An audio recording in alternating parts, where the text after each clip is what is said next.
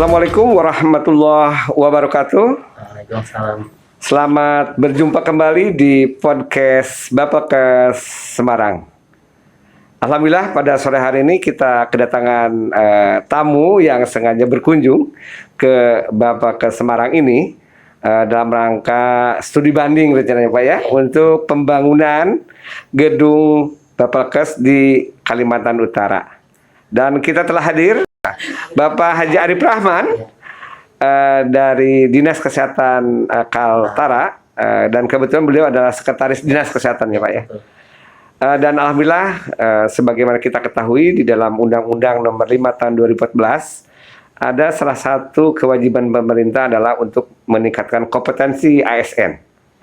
Dan dalam hal ini ASN kesehatan sangat penting sekali ya Pak ya untuk ditingkatkan kompetensinya, dan pemerintah Kaltara berharap kiranya dapat membuat sebuah tempat untuk pengembangan ASN untuk kesehatan sendiri.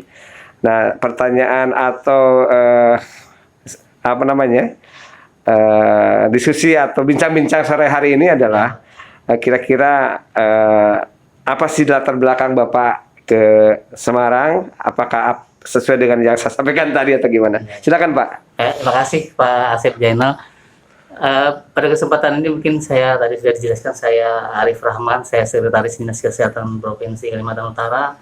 Dan maksud kedatangan kami pada hari ini datang bersama tim ke Provinsi Jawa Tengah, khususnya ke Bapelkes Jawa Tengah. Ada beberapa hal yang menjadi sorotan kami. Sebenarnya betul dalam rangka pengembangan SDM Pak. Salah satunya kami adalah Provinsi Kalimantan Utara, adalah provinsi baru, provinsi ke-34 di Indonesia.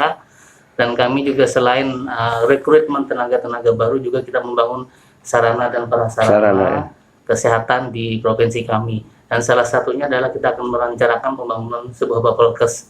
Dan tujuan kami pembelajaran ke Jawa Tengah atau di Semarang ini karena provinsi kami adalah salah satu provinsi yang diampu oleh Jawa Tengah. Oh begitu, jadi sekalian ya. Jadi kami sekalian, dan karena beberapa kali diklat dan pelatihan kami sering diundang oleh Bapelkes Jawa Tengah, dan juga kadang-kadang dalam kerjasama dengan Nusantara Sehat kita tiap tahun juga datang ke Bapelkes Semarang dan juga Salaman. Dan ini menjadi dasar kami. Adapun yang menjadi kompetensi kami, mengapa jadi kami datang ke sini adalah salah satu, selain kita mengadakan rekrutmen tenaga, kita juga akan mengetahui tenaga apa yang sebetulnya atau yang kompeten yang sesuai untuk di Bapelkes. Kemudian yang kedua, kami juga ingin mengetahui pengembangan sebuah laboratorium, sebuah balai pelatihan kesehatan itu seperti apa, dan itu juga kita pada hari ini kami sangat berterima kasih dengan staf Bapak yang sangat baik menjelaskan semua dengan rinci, baik ruangannya, serta penganggaran serta tantangannya ke depan Pak. Sebuah Bapelkes, apalagi juga kami adalah Bapelkes provinsi yang milik daerah, dan ini tentunya juga mendapat tantangan yang juga cukup luar biasa. Tetapi karena kami juga punya niat, insya Allah mungkin kami juga akan bisa membangun sebuah Bapelkes, karena di provinsi kami Pak Gubernur juga sangat mendukung, dan juga kita sudah sediakan lahannya sudah siap ya. Juga sebuah bangunan untuk sekretariat sudah dibangunkan, dan tentunya ini nanti perlu pengembangan lagi di samping juga pengembangan SDM-nya. Mungkin itu Pak. Jadi Bapelkes yang Bapak kunjungi ini adalah milik Kementerian Kesehatan. Iya, Pak. Betul. Yang lokasinya ada di Jawa Tengah. Dan para pemirsa sekalian, Kementerian Kesehatan ini punya 6 balai pelatihan. 3 balai besar pelatihan kesehatan dan 3 balai pelatihan kesehatan, dan insya Allah informasinya Balai Pelatihan Kesehatan Semarang akan bergabung menjadi Balai Pelatihan Kesehatan Kemenkes juga. Jadi insya Allah ke depan akan ada 7 balai pelatihan. Dan Bapak mungkin menurut saya sih tempat yang tepat lah untuk bertanya-tanya, karena kami pun termasuk saya sudah berputar di 3 balai pelatihan Pak. Kemarin di Cikarang ya, kemudian di Batam dengan Pak Opik staf Bapak itu, kemudian juga saya sekarang di Semarang. Dan kira-kira berapa banyak Pak tenaga kesehatan yang tercatat di Kalimantan Utara sekarang Pak? Memang sebetulnya untuk ketenagaan, sebetulnya kami kan provinsinya jumlah penduduknya sangat kecil Pak. Tetapi kalau dari segi standar sebetulnya ketenagaan kita itu sebetulnya kalau dari segi tenaga sudah cukup standar, karena jumlah penduduk kami rasionya itu sudah sesuai. Sesuai. Tetapi luas wilayah kami yang Nah, ini yang luas wilayah mungkin Iya. yang harus jangkau ya. Iya, karena luas Dan pemerintah wilayah. harus ada di sana. Iya, betul sekali, Pak. Karena ini luas wilayah, kita ketika mengadakan sebuah pelatihan itu perlu mengumpulkan mereka. Betul, betul. Dan ini jadi menjadi contoh kami, Jawa Tengah menjadi contoh kami, karena di sini juga sering pertemuan-pertemuan nasional. Betul, betul. Bagaimana cara menghimpun semua ya dan penganggaran yang pas sehingga bisa diberikan sebuah pelatihan, dan itu akan menjadi tujuan kami pembelajaran pada hari ini. Jadi cikal bakalnya sudah ada Pak ya untuk sudah. balai pelatihan itu. Iya, karena kita sudah disediakan lahan, Pak. Disediakan Dan lahan, juga ya. sudah ada bangun sekretariat. Dan ada beberapa lahan lagi yang harus kita bangun, yang terutama adalah pengadaan sarana prasarana dan juga asrama. Asrama ya. Kalau betul. kantor sudah tersedia sekretariat, tetapi nanti kami sangat tertarik sekali Pak dengan di sini, karena di sini lahannya kecil tetapi sudah mencakup semua. Tapi kami Baik. bicara memang lahannya besar Pak. Iya, Pak. Tapi belum Besar ya. bagaimana caranya untuk mengisi semua lahan yang tersedia itu Iya, iya. menjadi sebuah bangunan yang komplit, yang sesuai dengan harapan dari kementerian ya. Iya. Terutama Kementerian Kesehatan. Standar tenaga kesehatan puskesmas itu minimal ada 9 tenaga kesehatan nih Pak. Iya. Terutama dengan administrasi. Itu puskesmas yang ada di Kalimantan Utara ada berapa banyak Pak? Untuk puskesmas kita masih rendah Pak sebetulnya, hanya ada sekitar 74 kalau tidak salah, 74 sekitar ya. 70-an lah Iya, iya. maksimalnya. Dan itu sebetulnya luas wilayah kami Pak, sangat luas sekali Pak. Karena luas wilayah kami itu hampir 2 kali dari provinsi Kalimantan Selatan. Jadi dulu waktu kita pemekaran, sebetulnya pemekaran dari provinsi Kalimantan Timur, karena Kalimantan Timur mungkin lebih luas sekali, hanya kita dipisah menjadi provinsi Kalimantan Utara. Kalau dengan ibu kota provinsi ibu kota baru itu berapa jauh dari Kaltara Pak itu, dari ibu kota Kaltara? Dari sebetulnya kalau dari provinsi Kalimantan Timur ya, dulu yang lama, itu kita kalau perjalanan darat itu Iya. bisa sampai 18 jam. 18 jam ya. Iya. Oh, Itu dari darat. iya iya. Nah, kalau naik udara memang bisa terjangkau, tetapi mungkin karena kita tahu transport udara kan mungkin untuk masa-masa tertentu kan tidak semua bisa Iya, mencapai. iya. Jadi provinsi kami dengan terjunnya provinsi baru ini mungkin bisa akan lebih fokus lagi. Jadi saat ini juga berapa kabupaten kota Pak untuk Kita masih rendah Pak, hanya 4 kabupaten kota dan 1 Kota. Madia. Oh gitu. 4 Jadi kabupaten, 1 kota Madia. Oh, Jadi gitu 5 ya. semuanya. 5 Dan itu kabupaten kota terdiri ya. dari kota Madia Tarakan, Kabupaten Malinau, Kabupaten Tanah Didung, Kabupaten Bulungan, dan Kabupaten Nunukan. Jadi Untuk rumah sakit berapa banyak Pak? Karena kita rumah sakit dalam pelatihan ini memang harus menghitung jumlah satuan kerjaan juga, terus jumlah tenaga. Nah itu seperti itu. ya kalau rumah sakit semua ada setiap kabupaten. Mm-mm. Nah, minimal ada 1 rumah sakit pemerintah daerah ya, rata-rata tipe C, dan juga ada rumah sakit provinsi, dan juga ditambah rumah sakit swasta yang lainnya, dan itu kurang lebih semua sudah berjumlah hampir ada 8 rumah sakit semua yang ada di gitu. dalam. Jadi itu Ya, hampir- saya pernah ke Tarakan juga. Dulu itu waktu saya dinas di Biro Perencanaan itu memandang ke sana tuh ada ini kan, langsung dengan Malaysia kan? Iya. Nah, Jadi berbatasan provinsi kita dengan dengan negara Malaysia ya, Sarawak. Oh Sarawak ya? Itu ada di sebuah dua kabupaten, Kabupaten Malinau dan Kabupaten Nunukan. Oh Nunukan, bukan Iya. Tarakan saya, Kalau Nunukan. di Kabupaten Nunukan itu bersebelahan dengan Tawau, kota besar di sana, dan juga di Kabupaten Malinau itu juga bersebelahan dengan Sarawak ya. Jadi ada 2 Itu kabupaten. kalau pakai laut berapa lama Pak itu? Kalau pakai laut dari Dari Malinau atau dari Natuna lagi kalau salah? dari Apa Nunukan? Kalau dari Nunukan itu sebetulnya transfer dari udara juga ada, speedboat juga ada, kapal besar juga ada, karena jalur dari Tarakan, kota yang transit atau kota transfer kota Tarakan untuk kota besar yang terbanyak penduduknya di Kalimantan Utara, itu menuju ke Kabupaten Nunukan itu kalau naik speedboat sekitar 2,5 jam. 2 jam setengah. Nah dari Nunukan ke Sarawak Nunukan tahu ya hanya 15 menit. berapa? Hanya 15 menit. 15 menit. Iya. Makanya waktu itu tahun berapa ya saya ke sana itu ada semacam begitu ya, semacam kalau lihat ke Sarawak ya, Iya. begitu megah gitu ya. Iya, megah betul. Begitu kita lihat ke belakang, Nunukan, aduh begitu megah gitu kata Sunda tuh. Iya, tergugah. Jadi kita tergugah. Iya. Makanya inilah dengan adanya dengan pemerintah berupaya terus ya dengan pengembangan provinsi, mungkin mudah-mudahan ya Mudah-mudahan sedikitnya sedikit mengimbangi gitu ya. mengimbangi, dan juga tuh masyarakat kita di perbatasan juga cukup terperhatikan. Waktu itu tuh Wasep katanya tuh Malaysia deket tuh, terus wah megah-megah, coba kita katanya begitu. Jadi aduh Nah, tapi sekarang sudah ini ya, berkembang Pak ya. Alhamdulillah kita sudah berkembang. Kabupaten Nunukan juga merupakan salah satu daerah transit ya. Pengembangan PLBN kita juga lintas batas antar negara PLBN. Ya. Jadi sudah dibangun di dua negara.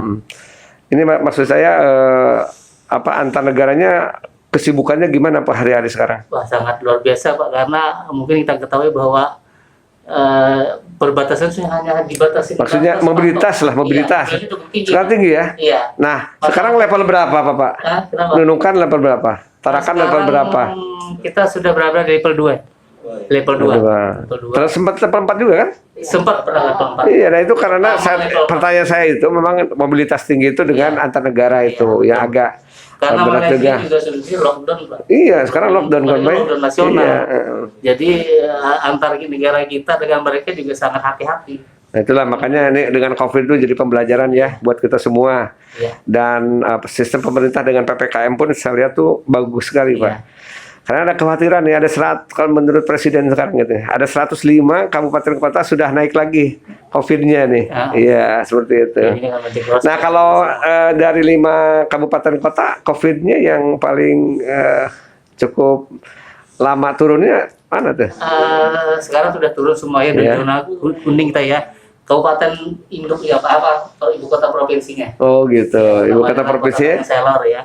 Jadi terakhir kemarin sudah berada di bisa turun ke zona 2 itu adalah dari Kabupaten Bulungan. Yang lainnya sudah duluan. Oh begitu. Termasuk Nunukan juga bagus. Gitu ya. Karena di Nunukan itu di samping Malaysia ketat, kita juga ketat. Nah, jadi mereka malah lebih cepat turunnya. Nah, karena mungkin negara juga mereka Malaysia lockdown, kita juga penuh negara kita yang asal Indonesia yang datang ke Malaysia dan ke Nunukan juga. Semua ya, lintas batas antar negara kan ada kantor kesehatan pelabuhan. Itu berarti di Tarakan pusatnya ya? Iya, di Tarakan. Di Nunukan juga ada kita KKP juga. Oh, KKP ya. Oh, iya. Besar juga di sana udah tipe B. Ya, karena perhatian pemerintah itu ke Bali sama Kepri ya, Bintan dan Batam, kemudian Bali ya. Tapi kelihatan belum dengar nih saya di Kalimantan Utara terkait dengan batas gerbang negara. Makanya itu KKP memang harapan kita ya untuk menjaga sampai jangan terjadi penyebaran COVID antar negara. Baik Pak, kembali ke kunjungan Bapak ke sini. Jadi rencana Bapak itu berapa hektar itu yang akan dibangun Pak? Atau berapa luas bangunan gedungnya? Kalau hektarnya mungkin banyak ya lahannya, berapa ya? Kalau bangunan mungkin sekitar 1 hektar ya. 1 hektar ya? 1 hektar. Iya. Tapi lahannya? Lebih kayaknya. Sekarang ada lapisan juga. Iya. Oh, jadi sekarang terpadu juga di sana ya? Oh, gitu. Dan kita sudah untuk lahan saya rasa cukup. Iya. Yang membangunnya dan mengisinya. Tantangannya ke depan kami harus membangun dan mengisi, Pak. Ya, ini salah satunya yang kita hari ini belajar dengan Jawa Tengah yang sangat bagus perencanaannya saya rasa. Ini anak saya juga ada di sini nih Pak Opik ini mungkin bisa sedikit itu juga karena dulu lama juga di Bapelkes Batam. Nah, artinya dalam membangun itu tidak semudah apa yang dilihat, termasuk juga harus persiapan SDM-nya. Jadi nanti Bapak harus menyiapkan semua tenaga yang ada di Balai Pelatihan itu ikut training. Semua pegawai itu harus wajib ikut OC ya. Training official course, jadi office ya. Yang kedua manajemen of course ya. Manajemen of training. Jadi semua manajemen of training, semua manajemen itu harus ikut ya, karena itu jadi persiapan akreditasi Pak. Kemudian pelatihnya juga harus TOT, ikut training of trainer. Ada juga nanti TOF, training of fasilitator dan lain sebagainya. Ini harus siapkan sebagainya. Selain juga ini nanti katanya sistem akreditasi juga sudah online ya, online. Baik akreditasi ada 2 Pak untuk institusi itu, akreditasi dari LAN, akreditasi dari Kementerian Kesehatan. Dan di dalam Undang-Undang Nomor 36 Tahun 2014 itu penyelenggaraan pelatihan atau peningkatan kompetensi tenaga kesehatan itu harus memenuhi syarat, yaitu institusi pelatihannya dan yang kedua adalah akreditasi pelatihan sendiri. Jadi institusi pelatihannya harus diakreditasi, Kemudian juga pelatihan juga harus diakreditasi. Nah itu Diskusi. harus disiapkan. Nah, nanti kita bolehlah karena kita sering diskusi ya, kata Bapak kan menjadi pembina Iya. selama ini dengan Kaltara. Betul, Nah, betul. nanti kita akan saling kolaborasi Pak. Ya, Ya. kami sangat berharap sekali Pak, kami ya, dibantu ya, Iya. uang sarannya untuk keluarga kami dan juga mungkin kami diingatin juga Betul, betul. ada hal yang mungkin seharusnya seperti apa karena Iya, kami iya. saya rasa karena kami baru Iya. banyak perlu belajar Betul. mengenal segala sesuatunya dan merencanakan. Tapi jangan salah Pak, orang yang belajar kadang-kadang lebih hebat dari yang belajar dari tempat belajar. Jadi artinya kita berharap lah ya kolaborasi dan sebagainya Ya. untuk kemajuan ya. Untuk kompetensi di bidang pelatihan, ayo kita sama bersama. Ya. Karena undang-undang ASN ya itu sudah mengamanatkan seluruh pegawai kita itu harus ditingkatkan kompetensinya. Dibagi melalui apa? Diklat, pendidikan dan pelatihan. Nah, Kementerian Kesehatan mewajibkan 30 jam pelajaran untuk 30 pelatihan. JPL, Pak, Ya, kalau di luar kurang dari 30 JPL tidak masuk dalam kategori pelatihan. Nah, ini yang selama ini kita lakukan, Pak. Oh, iya, Gitu. iya, betul. Seperti yang pelatihan Nusantara Sehat itu kan, itu lebih dari 30 jam pelajaran. Ya, baiklah, terima kasih Pak atas kehadiran. Sebagai kelas statement, silakan Bapak mau bicara apa kepada kami. Terima kasih banyak kami yang berterima kasih sekali sebetulnya Pak. Tapi pertama mungkin yang saya ingin sampaikan kami ingin membangun Bapelkes ini harapannya mungkin ke depannya bisa Ya. sesuai dengan standar dan diharapkan juga memenuhi kriteria yang diharapkan oleh pemerintah termasuk juga ke persyaratan tenaga, tempat dan juga penganggarannya yang sesuai sehingga kami bisa mengepaskan semua itu menjadi sebuah Bapelkes yang kami harapkan nantinya. Meskipun kami masih merasa ini panjang, Iya. tapi saya rasa pelan-pelan kami akan bisa memenuhinya itu, Pak. Iya. Dengan kami berharap kami dengan banyak masukan-masukan dan juga saran-saran dari staf Bapak semua tadi dan juga apa yang disampaikan tadi barusan dan juga Bapak menyampaikan apa yang menjadi harus ketentuan sebuah Bapelkes, sebuah pelatihan dan jam pembelajarannya. Dan ini bukan masukan bagi kami semua, Pak. Baik. Terima kasih, Pak. Ya, terima kasih Pak. Iya. Dan kita pun kita sebagai satuan kerja nanti juga dituntut untuk menjadi satuan kerja yang wilayah bebas dari korupsi ya, Iya, Pak. iya, iya. Ini ada teman-teman saya nih, Pak Irfan, Pak Riza itu mendukung semua Pak. Iya, iya. Jadi satuan kerja di Kemenkes itu secara bertahap diwajibkan untuk menjadi satuan kerja wilayah dari bebas dari korupsi. Nah kemudian juga itu Kemenkesnya, terus kita juga harus ikut nasional. Nah, alhamdulillah kemarin ada yang lebih duluan tuh, pada satker baru yaitu Badiklat Kementerian Hukum HAM Jawa Tengah, ya itu sudah nasional Pak, seragamnya sudah lain ya. Ya tapi alhamdulillah kemarin pun kita diundang untuk ini apa? Kolaborasi tentang supervisi tentang kehumasan dan sebagainya. Dan kami pun sudah akreditasi dari LAN-nya A, Pak. Iya, iya, betul. Kemudian yang kedua juga ada penghargaan sebagai lembaga pelatihan ya, Iya. yang diberikan oleh LAN juga ya. Dan berbagai ini sekarang pun kita sedang mengikuti lomba kantor berhias, Pak. Oh. Bersih, hijau, indah dan sehat. Nah, ya mudah-mudahan lah belajar kadang-kadang kalau kita yang di tempat belajarnya ini jangan sampai mundur juga Bapak yang lebih dulu gitu. Terima kasih Bapak Ibu sekalian, pemirsa podcast Bapak ke Semarang. Kita telah berbincang-bincang dengan Bapak Arif Rahman, Sekretaris Dinas Kesehatan Provinsi Kaltara, Kalimantan Utara, ya. Dan kami sendiri dari tim podcast Bapak ke Semarang. Hadir di sini ada Saudara Irfan dan Saudara Rizal yang selalu mendampingi kami. Kalau ada tamu saya sampai kepala balai, kalau tidak ada halangan pasti akan mengajak podcast. Bukan apa-apa.